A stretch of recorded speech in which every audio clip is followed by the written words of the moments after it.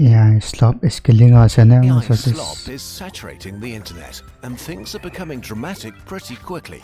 In an online world where money is made with attention, fake users spread their slop in review sections, generate fake traffic, or poison discourse. AI has supercharged this and made slop much harder to spot.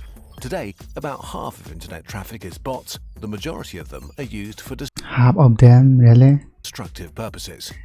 It's never been easier to make mediocre content, from the black hole of meaninglessness that is LinkedIn, low-effort short videos just engaging enough to hypnotize kids and fry their attention spans, to endless, soullessly rewritten books on Who watches this AI videos? Amazon. Old people. AI music is invading streaming platforms. Google AI is summarizing websites instead of sending traffic to them. On YouTube, new channels publish long-form videos multiple times a week with AI-generated thumbnails, voices, and scripts. True crime, video essays, science, no space is safe. We're True crime AI is kind of weird. in the golden era of soulless slop. And sadly, actual creative human work is used to train these AI models.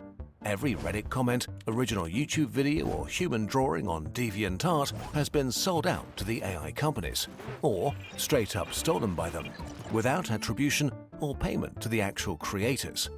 Creative theft on a scale where it's impossible to protect against it, already putting loads of creatives' work in danger, so AI companies can get rich.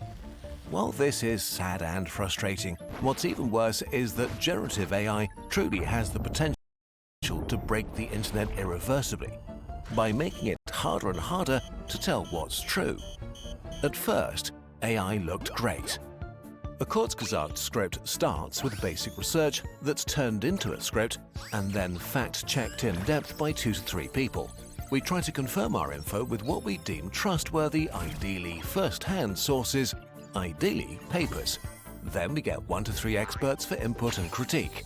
Fact-checking and compiling our sources alone takes around 100 hours per video.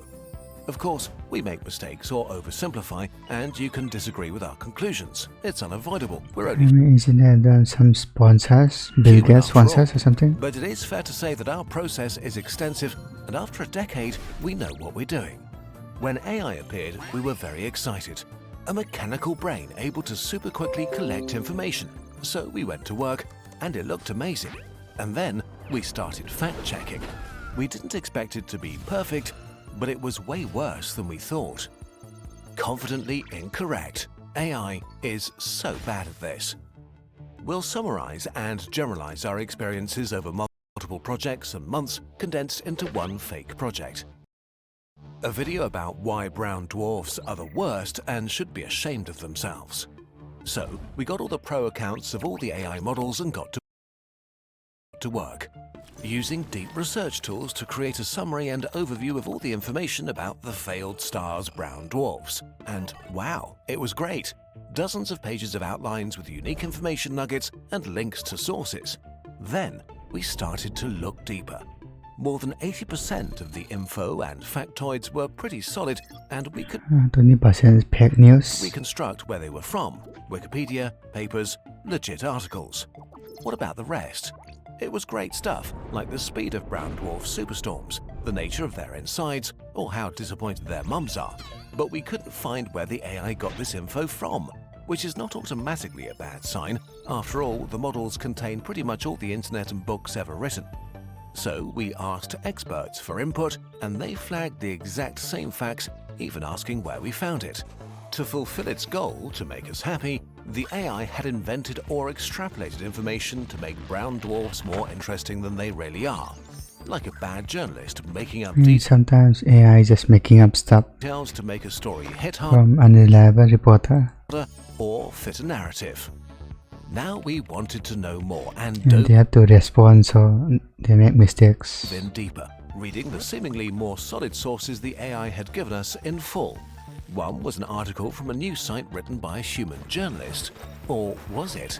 It Guys, stop scrolling. What if you... This is you. had a very familiar structure and, surely purely coincidentally, read like what you get if a human slightly changes AI wording. An AI essay detection tool gave it a 72% match. So an AI article without sources used as a credible source for AI research. Which makes sense, since in 2025 there were already well over 1,200 confirmed AI news websites publishing massive amounts of AI-generated misinformation and false narratives.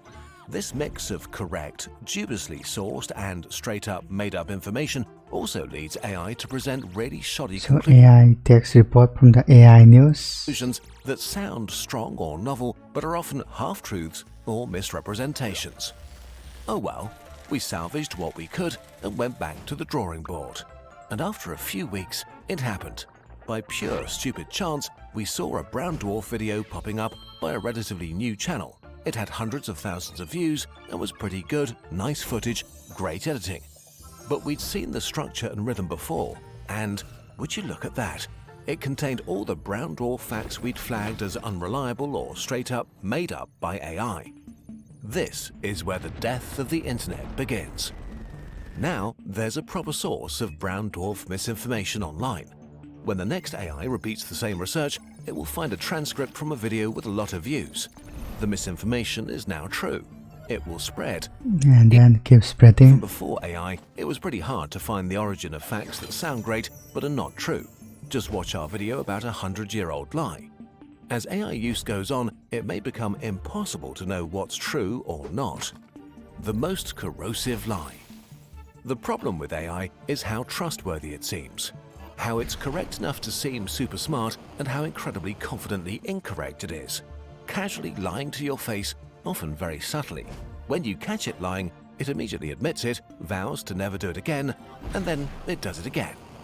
As eloquent as current language models feel, there's nobody home. No greater intelligence or consciousness is talking back to you. Current AI is a very complex hammer that doesn't understand what it's doing or what nails are. But we're letting it add new shelves to the library of human knowledge. AI is changing quickly, so this may get better, but right now, it's pretty grim. Way too And many can AI detect another AI news source though? people blindly trust AI. Studies looked into the language of millions of scientific papers published before and after the rise of large language models. They found an abrupt and sharp increase in the frequency of words that AIs like to use. So it seems clear that now a significant portion of papers have been at least assisted by AI, usually without acknowledgement. And just in July 2025, it was discovered that a number of researchers had started to sneak hidden messages into their papers. In white text, or too small for the human eye, they prompted AIs to review them positively and not point out flaws. As more and more people are using AI carelessly, the library of human knowledge is getting less and less reliable. Which brings us to the last part: how are we using AI? And will Kurzgesagt survive the AI slop age? Will AI No. slop kill Kurzgesagt and artists? Yep. On the internet, there's only one truly valuable resource: human attention. If current trends continue, it's not that far-fetched that cheap slop content, stuff just good enough, will soak up the majority of human attention. It could make us dumber, less informed, our attention spans even worse, increase political divides, and make us neglect real human interaction. If AI eats the majority of the attention pie, channels like ours will become unfeasible, or forced to downsize or use AI themselves to be able to compete. We don't want to play this Wait, don't they already use AI? game. Who really owns can learn. How will we use AI? Like the Align tool in Adobe Illustrator. If you have a bunch of boxes and you want to line them up, you can do this manually one by one, or you can just select them, click Align, and have them perfectly aligned in an instant. It's the same with AI programming tools for animation or using it as a faster Google alternative.